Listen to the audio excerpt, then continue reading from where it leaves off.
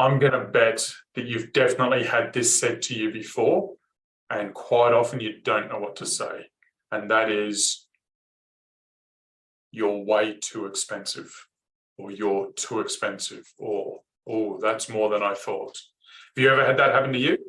My name's Edward Payne from the Business League, and I had this question from one of our community the other day, and they said, what do you do when someone says you're way too expensive?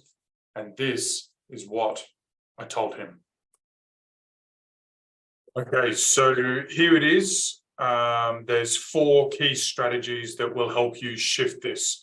A couple will make sure you never have this problem again, and a couple are around dealing with the problem when it happens, just in case somebody slips through, because even the best processes and preparation mean nothing to somebody who sort of misguides you all the way and then says at the end, oh, it's a bit expensive. So here we go. First one, number 1 is it's a sales process problem. And what I mean by that is if somebody at the end of the cycle is asking you for or telling you at the end that it's too expensive, it's normally a problem that's happened earlier in the process, and it's something you haven't uncovered earlier in the process. Now, there's 2 places this should happen earlier. The first is in your qualification. Like if you're getting a phone call for a quote, if you're a Sparky or a tradie or something, or a cleaner or whatever it is, you get the phone call, and in this stage, you need to qualify them to make sure they're a fit for you, not the other way around. And part of that is making sure that they're in the ballpark of your budget of what you're going to charge them. The second part is in the sales process, where you're actually selling and giving a proposal.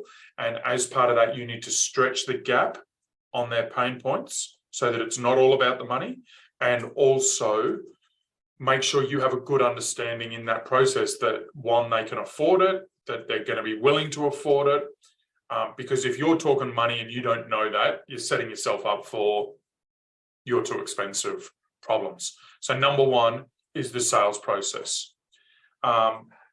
Number 2 is the mindset.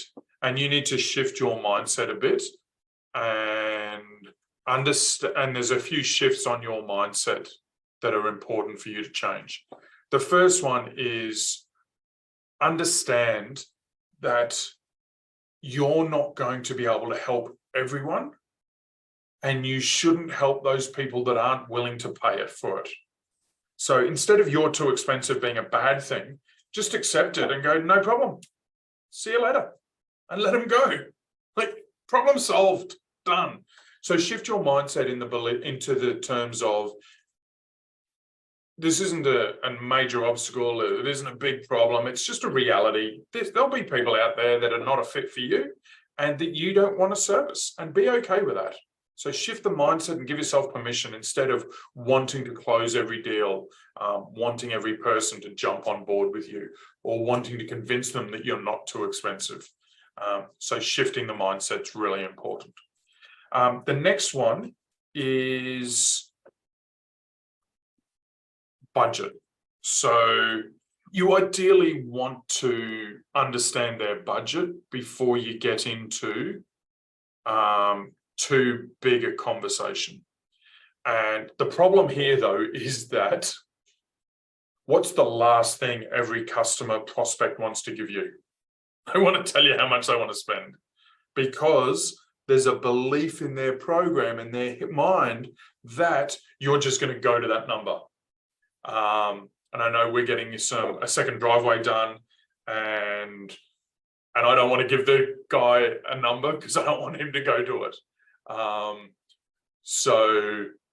And you'll say, oh, what's your budget? And they'll go, oh, I don't really know. And they'll make up this stuff so they don't tell you. And that's the problem you've got to overcome. So a couple of ways of doing that is setting it up and going, listen, I know you probably don't want to tell me what your budget is, but it's going to really help me tailor the solution for you. So can you give me a ballpark so that I make sure that I'm in the right playing field. Like, I don't want to spend all this time giving you a solution that's too expensive, or I don't want to spend all this time creating a solution that is too low a budget, and you just don't want that quality. So where are you thinking? Where's your head at? Sweet.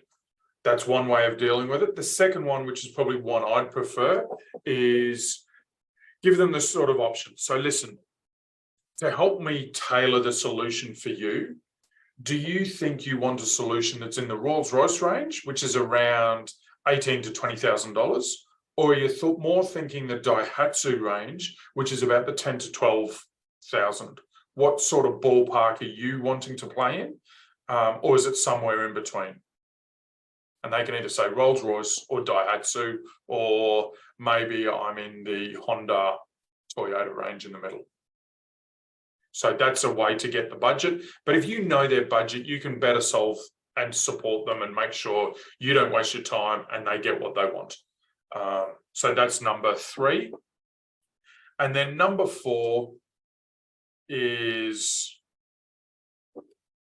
having a script or answers to the question of you're too expensive. And I'm going to give you a couple of them now, because I think it'll be valuable for you. So a couple of them is I'm too expensive. If they say I'm too expensive, one of the responses you could give is, listen, just so that I understand, is you're too expensive anecdotal, like it's just a gut feeling? Or have you got other quotes and you know for a fact that there's other people out there doing it at a different rate? So you can get the clarity and understand the baseline that they're going, no, I just feel like it's expensive. If they feel like it's expensive, then you can explain and go into why it's there. Like for some people, they don't understand that the trade industries, materials have gone up 25% in the last 12 months, if not more. Like they've probably gone up 25% in the last quarter.